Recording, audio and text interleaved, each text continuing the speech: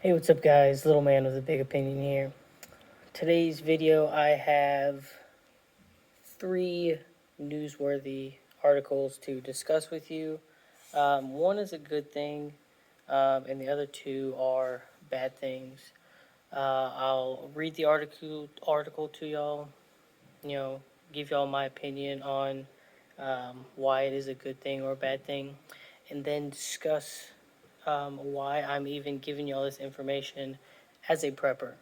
Uh, Hopefully, with these videos, what you'll get out of them is you trust my opinion as a prepper on why these are issues, and you keep coming back to watch these videos, which means you should subscribe and hit the bell notification. That way, you know when I release videos, because I read the news several times throughout the day. It mostly depends on, uh, you know, when I have a period off and what I'm doing that evening. So your news video could come at 10 o'clock in the morning or come at 8 o'clock at night. Uh, then if you like this content, then like the video. The other thing you get out of this is if you're tired of listening to my voice and you just click on these videos, figure out my topics, and then go to the description below and read the articles yourself, um, maybe you will become someone like me. You go out there and you look for the news related stuff that could pertain to a prepper. But enough with that intro. Let's go ahead and get into today's articles. So, the very first thing that we have is Oklahoma colleges suspend education programs for upcoming semester. This is from the Coco 5 News. It's a branch of ABC in Oklahoma. And like I said, all the links to these articles will be in the description down below. That way you can read through it on your own. Uh, but essentially, what Dr. Heather Sparks, the director of teacher education at Oklahoma University, and several of these other Oklahoma school districts, is we're used to class sizes of 12 students, but we're reaching the point where we have 2 to 3 students in a class, and it's not sustainable. So, this isn't every job out there, uh, but I think teaching is, in one of those top tier jobs, not in terms of prestige or salary, but it's something that isn't going to really disappear. If you want to continue to educate your society and become smarter and smarter, then you will need teachers to, facilitate that learning. And I haven't seen anything else that says this is going on in other states, but it does coincide with what I've talked about in previous videos on there's shortages of workers in tons of different job fields, and teaching is one of them. Um, I started the year out substituting, and I've moved up into a paraprofessional position where they expect me to also teach for the teachers that are out. So it's still substituting, but you know, your standard substitute basically turns on a movie, and a paraprofessional has to, look at the lesson plan. But they did that so fast of a time period because they didn't have enough teachers. And this is just this school district that I'm in. When I applied for substituting, um, basically every school within a 50-mile radius was like, well, we need more subs too. They still need more subs. It's one of those jobs that if you apply for it, they'll start your training within probably that week that they go through your background check and make sure everything's fine, just because of the sheer volume of uh, absent teachers because of pandemic or just not having enough teachers. Uh, so if you already don't have enough teachers and you don't have enough students going into the um, secondary um, education to become a teacher, then this is an issue that is not going away. Um, your supply and demand is going to get to some sort of breaking point. Uh, they also say in the article that a lot of schools in Oklahoma, so it specifically says more than double the amount of students entering a traditional program are being certified each year in an emergency situation, and I don't think parents are aware. So they're cutting corners to get an educator inside of that classroom. The emergency situation should be used for, individual case by cases, but the way they're describing it, it's happening more as the norm than it is, um, you know, the emergency situation, like they say. As a prepper, why is this an issue? Um, I believe in the United States ever since we set up the idea of schooling from 7 to 3, 7 to 4, to coincide with most parents also working during that time frame. Um, it's not just teaching; it's also, you know, a glorified babysitter. Uh, if you don't have enough teachers, schools get closed. A lot of parents don't want their kids stuck at home by themselves, and they cannot afford babysitters to handle that. So it's something that involves the economy, and as a prepper, if you don't have the funds to um, have someone babysit or tutor or teach your kid because your school can't get enough teachers, then that's going to turn into a big financial burden. Uh, and there's really, as a prepper, there's nothing you can really do to stop that unless you want to go to school to be a teacher. Uh, but you also have to convince society to also want to take up that mantle.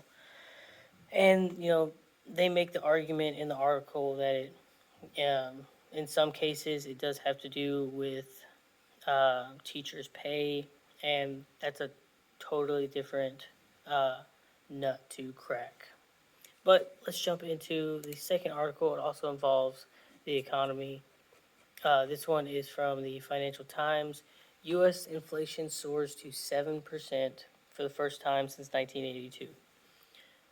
So 40 years, almost to the date, because it was at 7% in February of 82.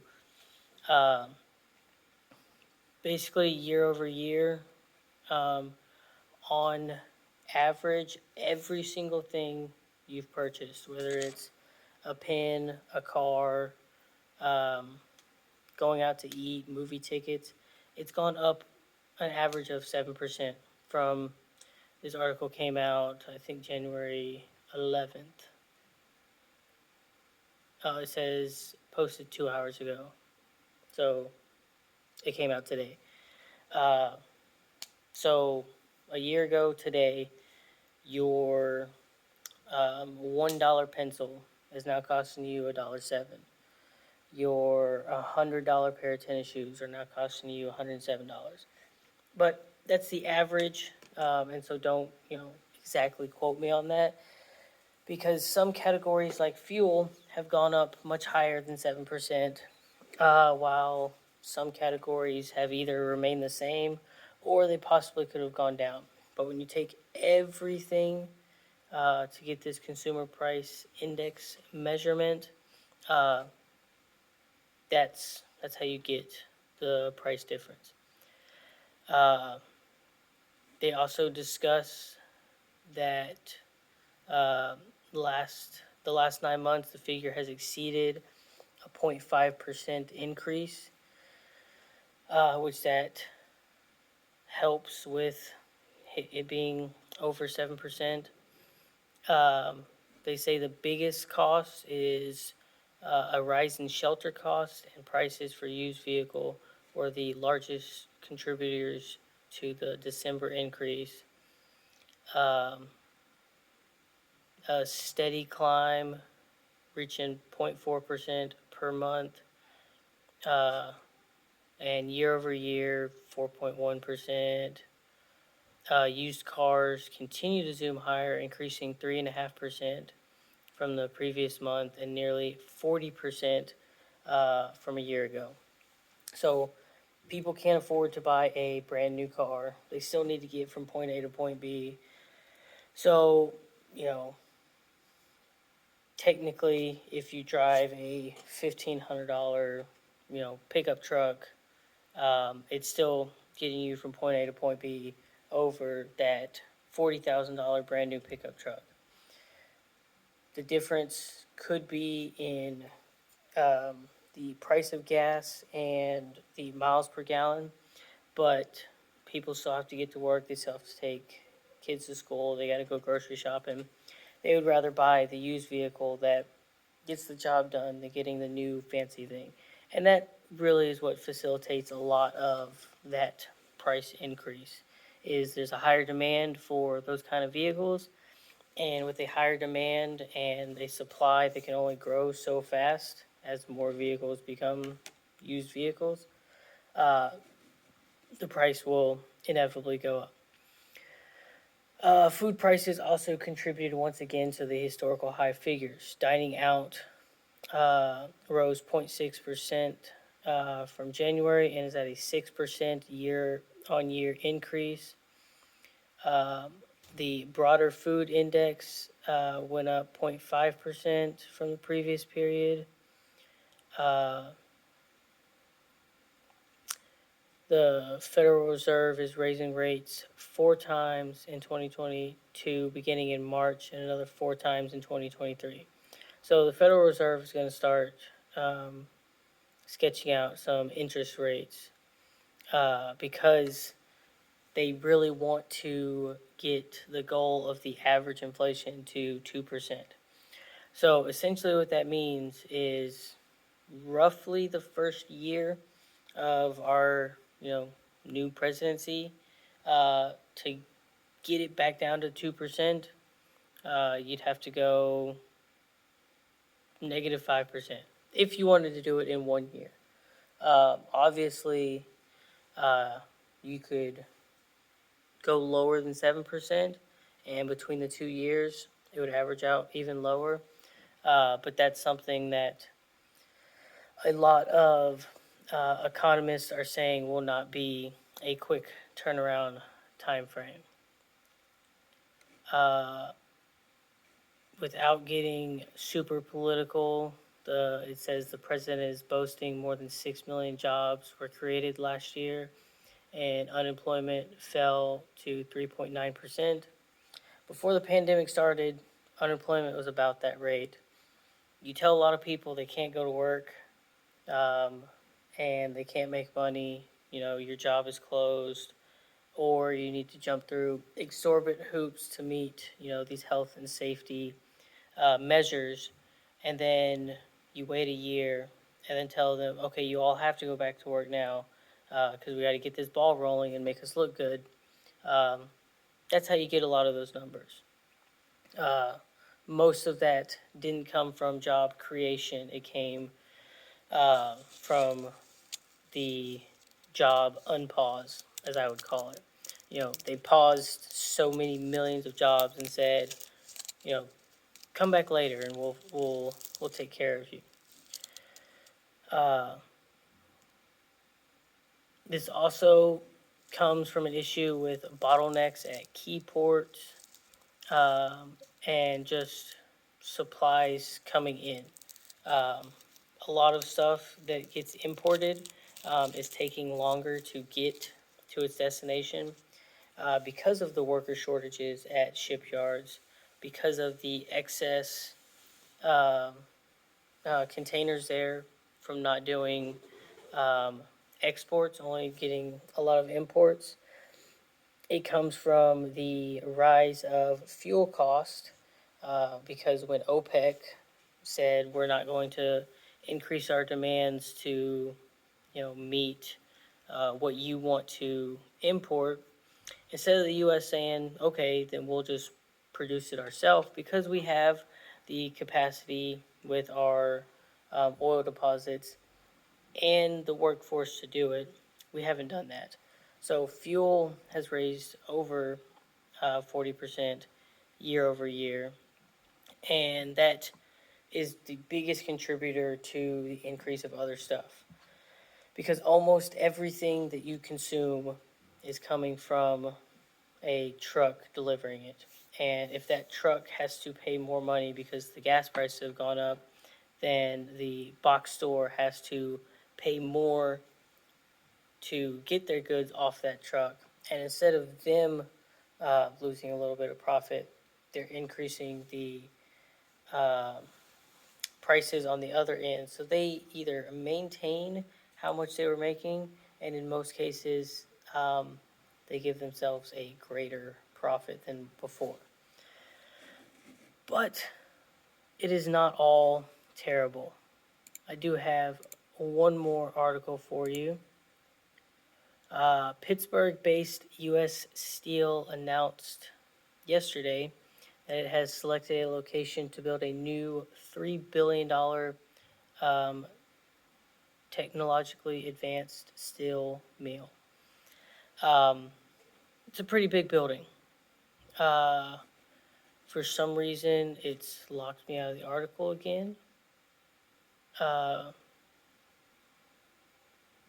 But we are building a factory here in the United States. The jobs will be for people here in the United States. And not only that, but also the U.S. Steel predicts successful fourth quarter of 2021. So they're doing fairly well.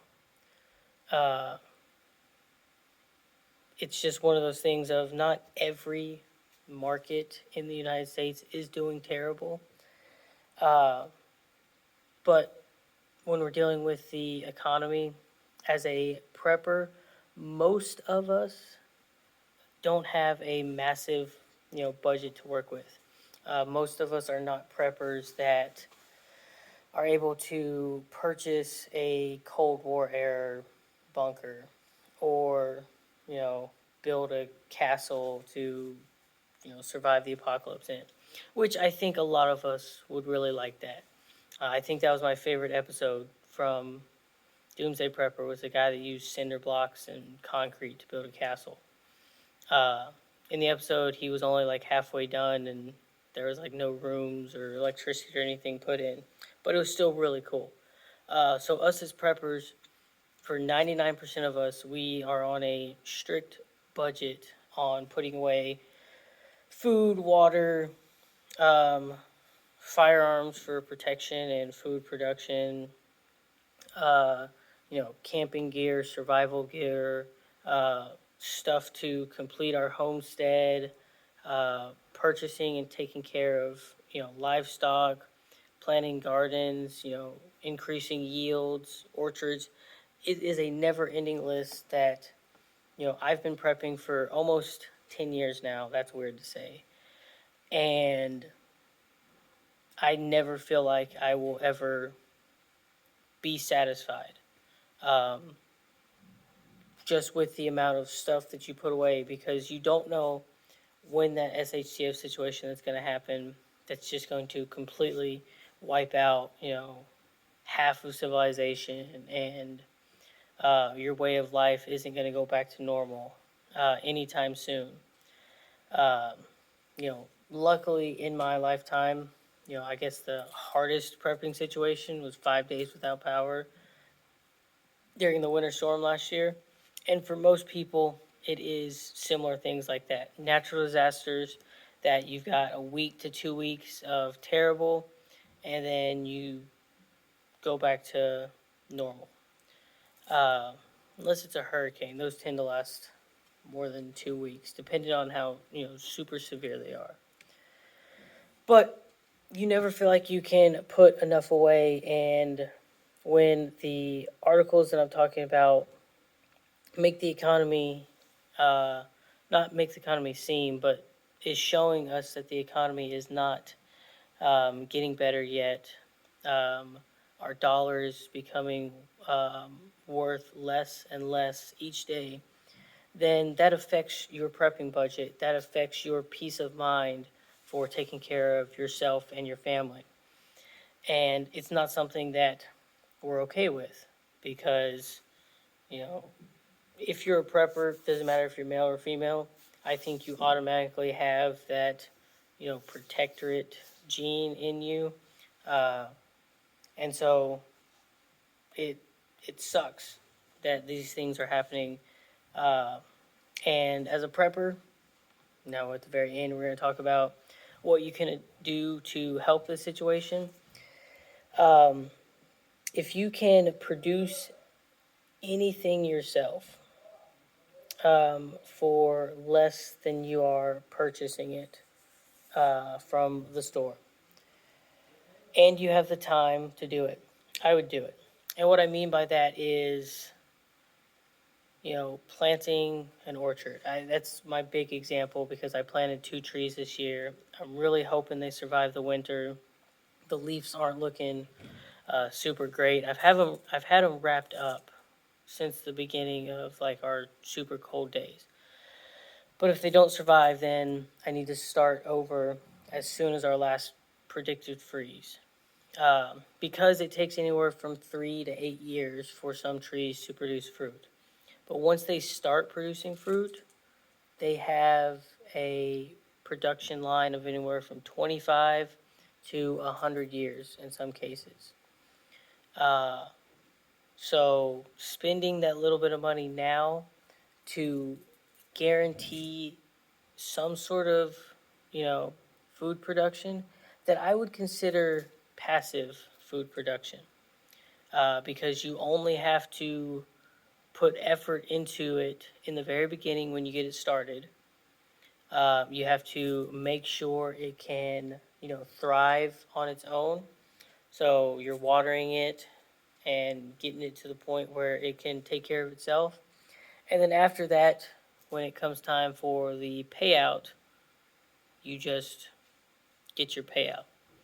You're not having to tend to it, year over year over year. That's what fruit trees are. If you plant, same with like bushes, so like strawberry or grape or anything like that. When it comes to a garden or livestock, it's not anywhere near that level of passive, but in most cases, it's better for you than the GMO filled, mass produced, whatever you're getting from the store. And in a lot of cases, it is cheaper raising your own livestock. In the beginning, it won't seem cheaper because you're getting the equipment to take care of it. You're building structures, you're getting food and water, and you're having to put in, time. It takes you 15 minutes to go to the grocery store and pick up 5 pounds of hamburger meat, but it's going to take you 15 minutes just feeding your cow every single morning and every single night. Uh, but it's a good thing because if you have that protectorate gene as a prepper, then knowing that you are able to supply your food source, it'll make you feel really good. And in these economic times when year over year inflation's at 7%, hasn't been seen in 40 years, um, and occupations are suspending their training to train the next generation of people within that occupation, those are signs of a economic concern. And as a prepper, we need to look for those signs, be aware of them, and know what to do to combat them. And that's what I did in today's video. So if you learned something, if you haven't heard about these things in the news, or you like my take on it, then like the video. If you like what I'm doing with the channel, where I'm teaching you, uh, you know, prepping skills, what you should do, giving you general knowledge, and then also giving you news-related articles to, raise your DEF CON levels or lower them. Then subscribe to this YouTube channel, and I'll catch you in the next video.